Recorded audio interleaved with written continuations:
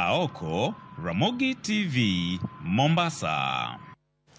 Manene midusa ikambi Maroon Media Services Charles Mithamo oiki kawuone kaburini malang'ata ibore Nairobi. Nyasi marik marene oyuore gi jotije wetene anyuola wede kod osiepe.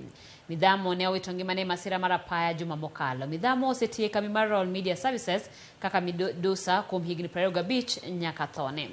Jotije wetene kotele kod director e weche mag lony manyasani kod radio kambi Maroon Media Fred Afune ne otimo neno kagi puoyo tich ma Mithamo ne otimo mar jiwo dongruok mar kambi Maroon Media kod ne oganda.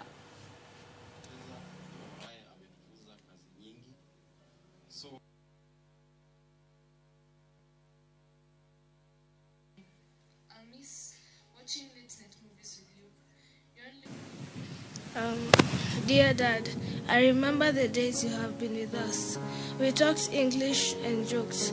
The day you taught me about prime numbers, and now I'm the best in math and one of the top 5 students in grade 7. I will miss you. He was very consistent in keeping time. Charles had all the solutions to any technical problem ungempelekea. Tukiwa na challenge, he is the one who used to help us. In fact, we're wondering where and how we are going to do it, but because of what he has done, we trust that God will help us to be able to go forward. Beyond his professional excellence, Mithamo was a person of great character and warmth, as I've just witnessed with the tributes from the family.